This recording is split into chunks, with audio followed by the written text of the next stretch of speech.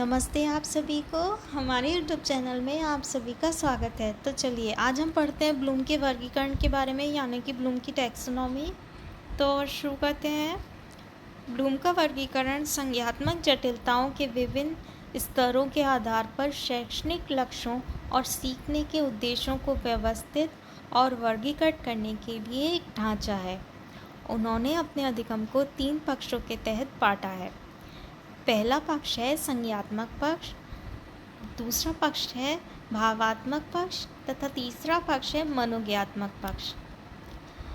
इन 3 स्तरों के आधार पर पहला जो पक्ष है वो संज्ञात्मक पक्ष है, जो कि सिर से संबंधित होता है, यानी कि हेड। दूसरा जो पक्ष है वो भावात्मक पक्ष है, जिसका संबंध हृदय से होता है, यानी कि हार्ट। तीसरा जो पक्ष है वो है मनोप्रेरणा पक्ष, जो कि हाथ से संबंधित होता है, यानी कि हैंड। इस प्रकार ये जो सिद्धांत है वो हेड, हार्ट एंड हैंड, यानी कि 3H पर भी निर्धारित करता है। इस प्रकार जो ब्लूम का पहला वर्गीकरण है वो संज्ञात्मक पक्ष और ज्ञानात्मक पक्ष भी कहते हैं, जिसे जो हेड से संबंधित है। इसमें क्या होता है, इसमें ज्ञान और बौद्धिक कौशल का विकास शामिल है, और इस क्षेत्र में एक बच्चा ज्ञान से संबंधित होता है, इसलिए सृजन करना, विचारों को सृजन करना, मूल्यांकन करना और विश्लेषण करना आदि सीखता है। अब BS ब्लूम ने अपने संज्ञात्मक उद्देश्यों को 6 श्रेणियों के तहत वर्गीकृत किया है। ये वर्गीकरण जो है वो निम्नतम से उच्चतम की ओर है। तो इसके बारे में पढ़ते हैं। संज्ञात्मक पक्ष के 6 स्तर जो हैं वो निम्नतम से उच्चतम की ओर जाते हैं। तो पढ़ते हैं इसे। पहला पक्ष कौन सा है? ज्ञान का पक्ष। ज्ञान के पक्ष को ये क्या करता है? ये सूचना को पहचानने और पुनः स्मरण की प्रक्रिया को संदर्भित करता है। दूसरा पक्ष क्या है? समझ। यह सूचना की व्याख्या और आत्मसात करने की प्रक्रिया को संदर्भित करता है।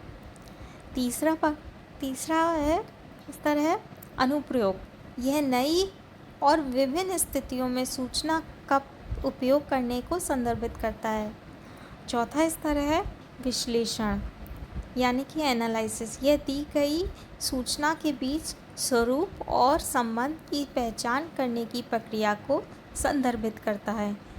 पांचवा है संश्लेषण, यानी कि सिंथेसिस। यह एक नया विचार उत्पन्न करने के लिए सूचनाओं के संयोजन और उनके बीच संबंध बनाने को संदर्भित करता है। और छठा और आखिरी स्तर है मूल्यांकन, यानी कि एवोल्यूशन। यह सूचना और सामग्री के मूल्य के बारे में निर्णय लेने और न्यायोचित निर्णय लेने की प्रक्रिया को संदर्भित करता है। तो ये जो है ये संज्ञात्मक पक्ष के 6 स्तर हैं इस क्रम में। तो अब आगे चलते हैं। भावात्मक पक्ष ब्लूम के दूसरे वर्गीकरण के तहत है भावात्मक पक्ष, जो कि हार्ट से संबंधित होता है, हृदय से। यह क्षेत्र तब आता है जब हम भावनाओं, दृष्टिकोण जैसे भावनाओं क्षेत्र में आगे बढ़ते हैं। इस भावनात्मक पक्ष में क्या शामिल होता है? हम उन चीज़ों को शामिल करते हैं जैसे यहाँ भावनाएं होती हैं, मूल्य होते हैं, प्रशंसा, उत्साह, प्रेरणा, दृष्टिकोण का हम कैसे समाधान करते हैं, ये भावनात्मक पक्ष में शामिल होता है। तो भावनात्मक पक्ष के स्तरों को ब्लूम ने 5 स्तरों में बांटा है। तो उन स्तरों के बारे में पढ़ते हैं।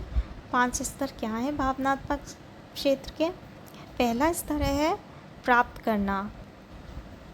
जब एक शिक्षार्थी कुछ उद्दीपनों के प्रति संवेदनशीलता दिखाता है तो वो प्राप्त करता है, रिसीविंग करता है। अनुक्रिया करना, रिस्पॉन्डिंग। इसे किसी वस्तु या उद्दीपक के प्रति अनुक्रिया करने की प्रवृत्ति के रूप में भी परिभाषित किया जा सकता है। जब हम किसी के प्रति कोई अनुक्रिया करते हैं तो रिस्पॉन्डिंग, यानी कि अनुक्रिया करना। तीसरा स्तर है मूल्य निर्धारण करना। यह व्यवहार की स्वीकृति और उसके प्रति प्रतिस्पर्धा जो होती है उसको संदर्भित करता है। व्यक्ति कुछ व्यवहारों को इच्छाओं से नहीं बल्कि प्रतिस्पर्धा से भी महत्व देता है। चौथा स्तर है आयोजन करना, ऑर्गेनाइजिंग। यह मूल्य प्रणाली को व्यवस्थित करने के लिए संदर्भित करता है, जो तब प्राप्त होता है जब कोई आचार संहिता या सार्वजनिक जीवन में मानक विकसित करने होते हैं, तब आयोजन करना होता है। तो ये पांचवा स्तर। पांचवा स्तर है, तो पांचवा स्तर है यह एक बच्चे द्वारा आत्मसात किए गए मूल्यों या दृष्टिकोण के अनुसार व्यवहार से संबंधित है।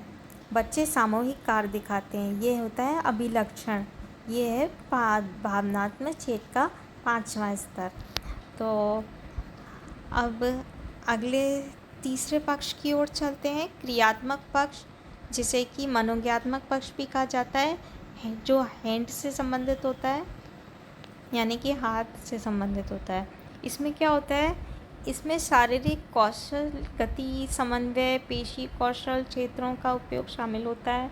इसमें कौशल प्राप्त करने से संबंधित है, जिसके लिए मानसिक और शारीरिक गतियों के एकीकरण की आवश्यकता होती है।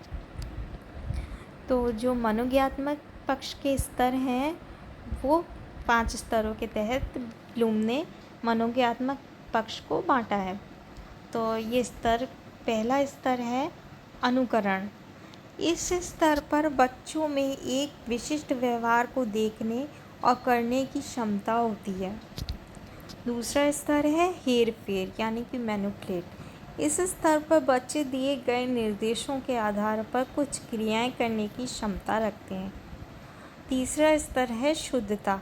इस स्तर पर बच्चों के पास विशेष क्रियाओं को सही ढंग से और कुछ त्रुटियों के साथ, लेकिन बिना किसी सहायता के करने की क्षमता होती है। तो ये शुद्धता होती है।